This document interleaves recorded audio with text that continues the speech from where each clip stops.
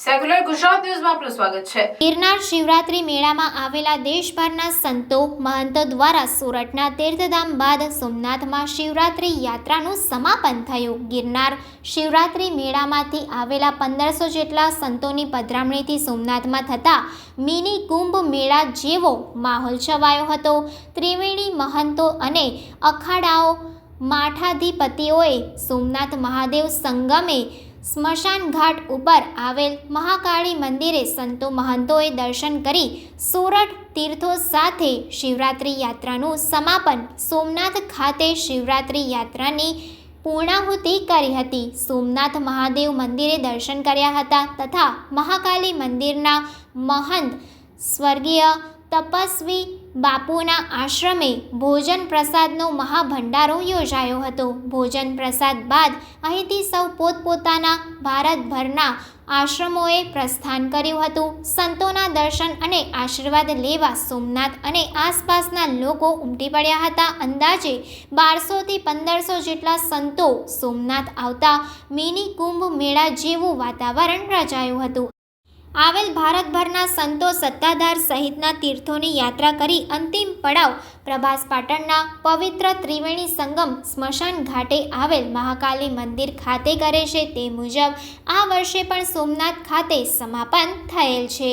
સાધુ સંતોની સેવામાં સનાતન હિન્દુ સમાજના પ્રમુખ જીતુભાઈ કુહાડા, ખારવા સમાજના અધ્યક્ષ કિશોરભાઈ કુહાડા, રામેશ્વર એક્સપોર્ટના માલિક રામજીભાઈ પીઠર, સમાજના મંત્રી નારણભાઈ બાડિયા, હીરાભાઈ વધાવી, દરબાર સમાજના વિજયભાઈ વાળા, લોહાણા સમાજના અગ્રણી મુકેશભાઈ ચોલેરા, પ્રવીણભાઈ કોફડી અને અનેક આગેવાનો લોકોએ હાજરી આપી હતી। રસોડા વિભાગમાં ખારવા સમાજની 100 થી વધુ બહેનો અને મોટી સંખ્યામાં સ્વયંસેવકોએ કાર્યક્રમને સફળ બનાવવા જહેમત ઉઠાવી હતી। આ કાર્યક્રમ બાદ તમામ સાધુ સંતો પોતપોતાના વતન રવાના થયા હતા। Reporter Devabhai Rathod, secular Gujarat news, Gir Somnath. જય સોમનાથ, મુકેશ ચોલેરા। આજે એક ઉત્સવનો દિવસ થઈ રહ્યો છે, જ્યાં મહાકાળીના મંદિરે સમસાણે સોમનાથ દાદાના સાજીને 12 જ્યોતિર્લિંગના સાજીને ભંડારાનું મોટું આયોજન થઈ રહ્યું છે। આ અનોખી સંખ્યામાં સાધુ સંતો વધારી રહ્યા છે। જે જોઈ શકો છો, આપણે આ સાધુ સંતો અને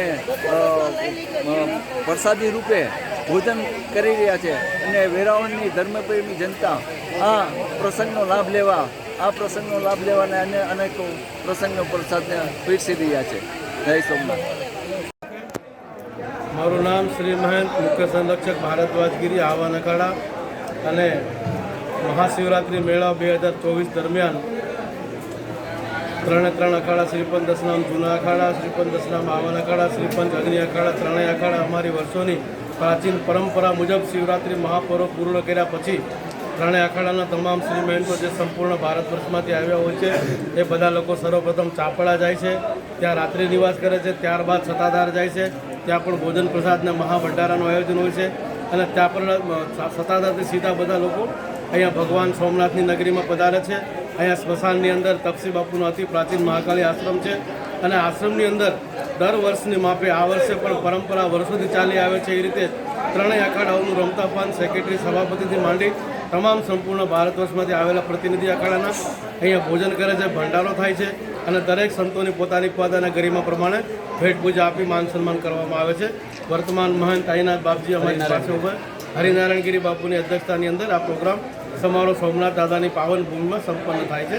ઓમ નમઃ પાર્વતી પતે હર હર। વર્ષોની પરંપરાગત જે તપસ્વી મહારાજ અમારા હતા એને સ્ટાર્ટ કરેલું હતું છેલ્લા 35-36 વર્ષથી અને અહીંયા જે ત્રિવેણી આખા ભારતના સાધુઓ આવે છે ત્યાર પછી અહીંયા 2 દિનો બ્રહ્મભોજન થાય છે અને એની સાથે સાથે તમામ ભારતના સાધુઓ અહીંયા આવે છે। દર વર્ષે સાધુઓની સંખ્યા 1000 થી 1200 હોય છે। આ વખતે જરા ઓછા આવ્યા છે, 450 થી 500 સાધુઓની સંખ્યા આવી અને અહીંયા સાધુએ 2 દી રોકાઈને પ્રસાદ લીધો અને બધા ભક્તો દ્વારા એની સેવા કરવામાં આવી અને આમાં અમારા મેન દાતા છે રામજીભાઈ, જે રામેશ્વરના માલિક, રામેશ્વર કોસ્ટોરના, એ વર્ષોથી પરંપરાગત અહીંયા આવે છે ને નાથે બધા સાધુ સંતોને દાન દક્ષિણા આપે છે અને આ જ રીતે અન્ય જે ધર્મને લાગતા તમામ લોકો અહીંયા સેવા માટે આવે છે અને બેની ખૂબ સેવા કરે છે. સમાચારોની અવનવી અપડેટ્સ માટે જોતા રહો સેક્યુલર ગુજરાત ન્યૂઝ. સાથે સેક્યુલર ગુજરાત ન્યૂઝ ચેનલને લાઇક, શેર અને સબસ્ક્રાઇબ કરો અને બેલ આઇકોન દબાવીને સમાચારોની ઝડપી માહિતી મેળવો.